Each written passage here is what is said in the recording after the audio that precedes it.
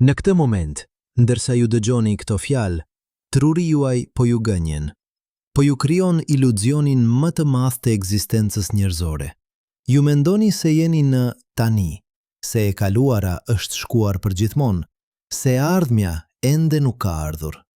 Por çdo atom në trupin tuaj, çdo foton që godet retinën tuaj, çdo impuls elektrik që kalon nëpër neuronët tuaj, po ju tregon diçka krejtësisht të ndryshme. Koha, siç e njihni, ju nuk ekziston. Ajo që ju quani tani, është vetëm një konstrukt i vetdijes suaj, një iluzion i krijuar nga 1 kilograme gjysmë mish nervor brenda kafkës suaj. Dhe kjo nuk është filozofi abstrakte, kjo është fizike pastër, e provuar në laborator, e konfirmuar nga eksperimente që sfidojnë çdo gjë që ju keni besuar ndonjëherë për natyrën e realitetit. Carlo Rovelli, fizikanti italian që punon në Universitetin e Aix-Marseilles, e tha hapur në vitin 2017. Koha është iluzion. Jo metaforikisht, jo poetikisht, por fjalë për fjalë, ekuacionet themelore të fizikës, ato që përshkruajnë universin në nivelin më fundamental, nuk përmbajnë kohë. Ekuacionet e Wheeler-DeWitt që përshkruajnë gjendjen kuantike të universit janë plotësisht të pavarura nga koha. Nuk ka asnjë të në to, nuk ka asnjë tani, nuk ka asnjë para apo pas. Ka vetëm marrëdhënie ndërmjet gjendjes së sistemeve. Dhe kjo nuk është teori spekuluese. Kjo është matematike pastër që del nga bashkimi i mekanikës kuantike me relativitetin e përgjithshëm. Imagjinoni që po qëndroni në një dhomë. Ju e perceptoni dhomën si hapësirë tridimensionale. Mund të lvizni majtas, djathtas, përpara, prapa, lart, poshtë. Askush nuk ju thot se majtas është e kaluara dhe djathtas është e ardhmja. Të gjitha drejtimet ekzistojnë njëkohësisht. Tani imagjinoni që koha është thjesht dimensioni i 4, plotësisht ekuivalent me 3 dimensionet hapësinore. Kjo është ajo që fizika moderne na tregon. Albert Einstein e kuptoi këtë në vitin 1905, kur miku i tij Michele Besso vdiq në vitin 1955, Einstein i shkroi familjes. Tani ai ka ikur nga ky botë pak para meje. Kjo nuk do të thotë asgjë. Ne që besojmë në fizik e dim se dalimi ndërmjet së kaluarës, së tashmes dhe së ardhmes është vetëm një iluzion shumë këmbëngules. Por si mund të jetë kjo e vërtet?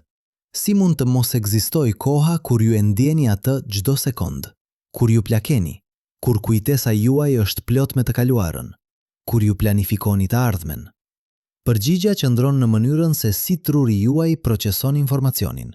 Çdo gjë që ju quani kujtesë nuk është një udhëtim në të kaluarën, është një gjendje e tanishme e neuronëve tuaj. Çdo gjë që ju quani planifikim nuk është një parashikim i së ardhmes, është një simulim i tanishëm që truri juaj po ekzekuton tani. Ju nuk jetoni në kohë, ju jetoni në një sekuencë të gjendjes së trurit tuaj. Dhe truri juaj ka evoluar të interpretojë këtë sekuencë si rrjedhje kohe, sepse kjo ishte e dobishme për mbijetesën e paraardhësve tuaj. Në vitin 2007, një grup fizikanësh në Universitetin e Vjenës kryen një version të eksperimentit të gomës kuantike. Eksperimenti filloi me një foton të vetme që kalonte nëpër 2 vrima. Sipas mekanikës kuantike, fotoni kalon nëpër të dyja vrimat njëkohësisht derisa të vëzhgohet. Por këtu vjen pjesa e çuditshme. Pas që fotoni kishte kaluar nëpër vrimat, pas që kishte goditur detektorin, pas që e kaluara e tij dukej se ishte përcaktuar, shkencëtarët shtuan një matje tjetër. Dhe kjo matje e dytë ndryshoi atë që fotoni kishte bërë në të kaluarën, jo metaforikisht. Fjalë për fjalë, matja në të tashmen ndryshoi historinë e fotonit. E kaluara u bë e ndryshme në varësi të asaj që ndodhi në të tashmen. Kjo nuk është shkencë fantazi.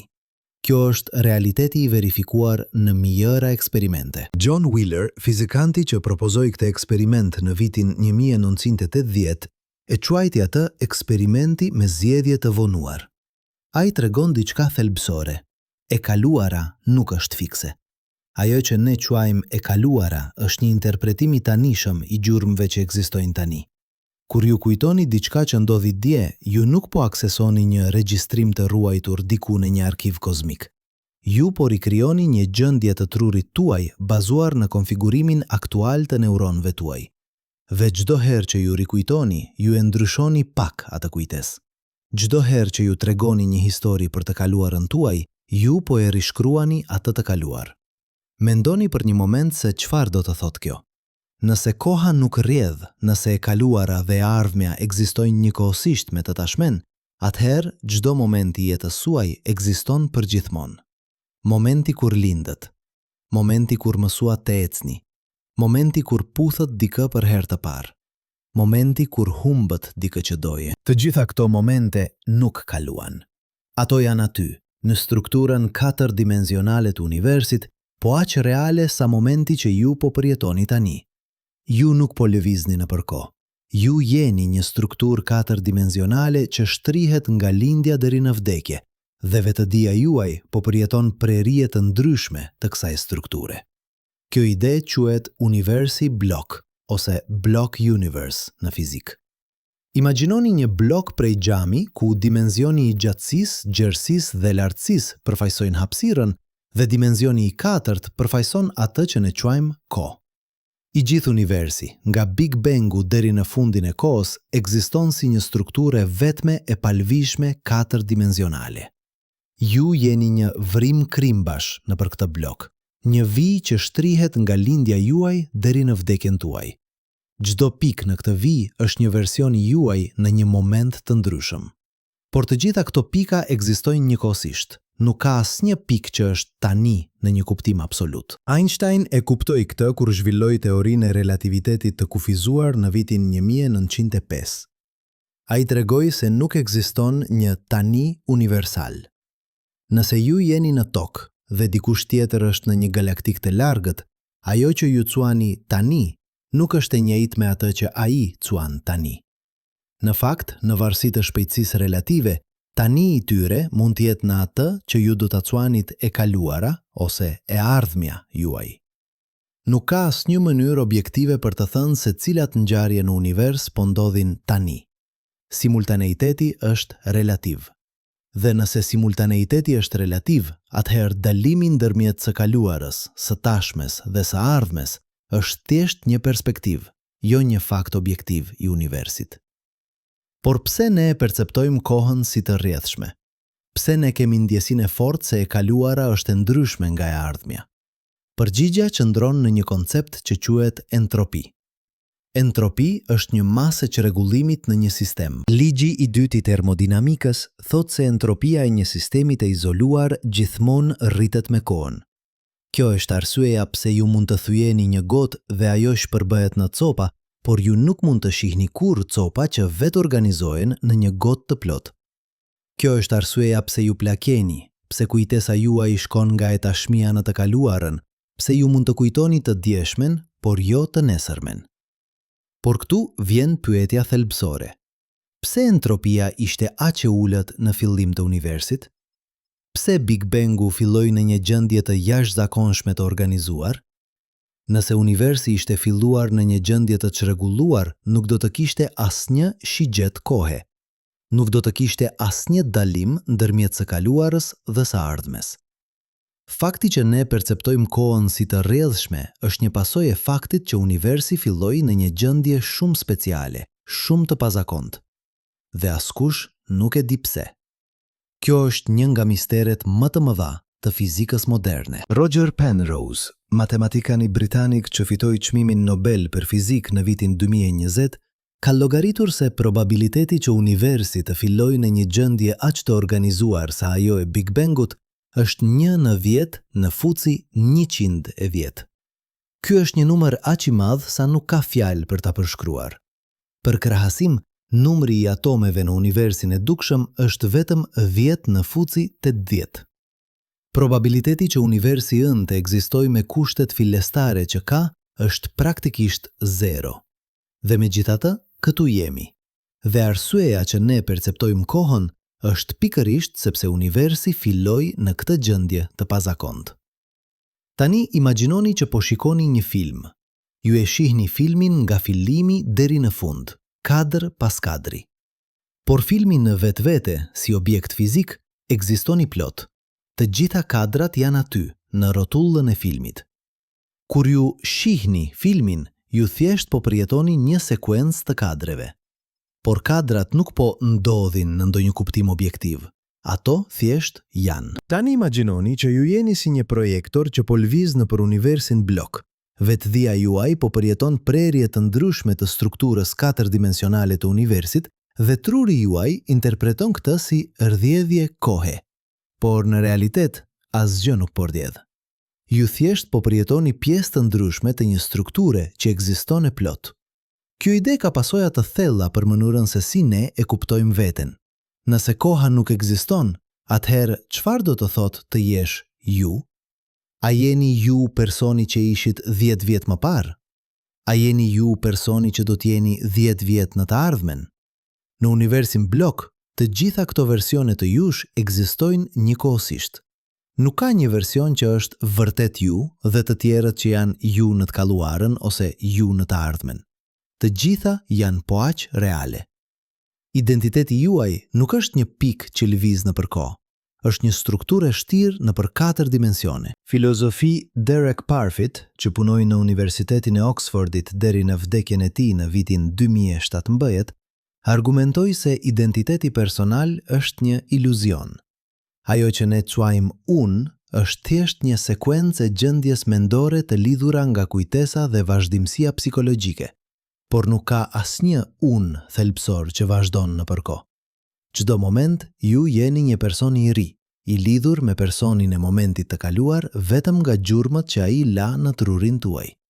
Dhe nëse koha nuk ekziston, atëherë edhe kjo lidhje është një iluzion. Të gjitha momentet e jetës suaj janë të pavarura, ekzistojnë njëkohësisht dhe vetëdia juaj thjesht po përjeton një prej tyre në çdo tani iluzor. Por si mund të jetojmë me këtë njohuri? Si mund të funksionojmë duke ditur se koha është iluzion? Përgjigja është se ne nuk kemi zgjedhje. Truri ynë është evoluar të perceptoj kohën si të rrjedhshme, sepse kjo ishte e dobishme për mbijetesën.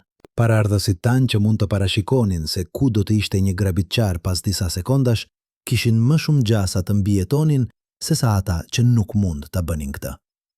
Paraardhësit tanë që mund të mësonin nga e kaluara, kishin më shumë gjasa të shmangnim gabimet e njëjta. Perceptimi i kohës si të rrjedhshme është një veçori e trurit ton, jo një veçori e universit. Dhe kjo na çon te një pyetje edhe më e thellë. Nëse koha është iluzion i krijuar nga truri, çfarë tjetër është iluzion? Çfarë për ngjyrat? Çfarë për tingujt? Çfarë për dhimbjen dhe kënaqësinë?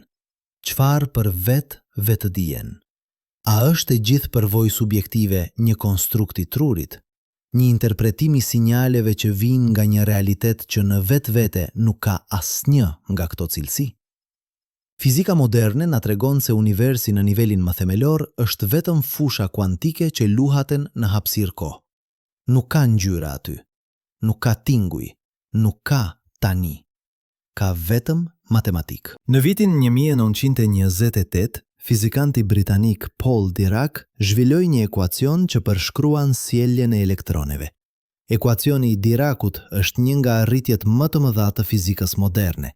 Por kur ju e shikoni atë ekuacion, nuk ka asgjë aty që i ngjan përvojës suaj subjektive. Nuk ka asgjë që i ngjan ndjenjës së të qenit ju. Ka vetëm simbole matematikore që përshkruajnë si fusha kuantike ndërveprojnë me njëra tjetrën. Dhe megjithatë, disi nga kjo matematik del vetëdia juaj. Del ndjenja juaj e të qenit në tani. Del iluzioni i kohës. Kjo është ajo që filozofët e quajnë problemi i vështirë i vetëdijes. Si mund të dalë përvoja subjektive nga procese fizike objektive? Si mund të dalë ndjenja e të qenit diçka nga lëvizja e atomeve? Si mund të dalë iluzioni i kohës nga një univers ku koha nuk ekziston? Dhe këtu, fizika moderne nuk ka përgjigje. Ne mund të përshkruajmë me saktësi të jashtëzakonshme si funksionon truri.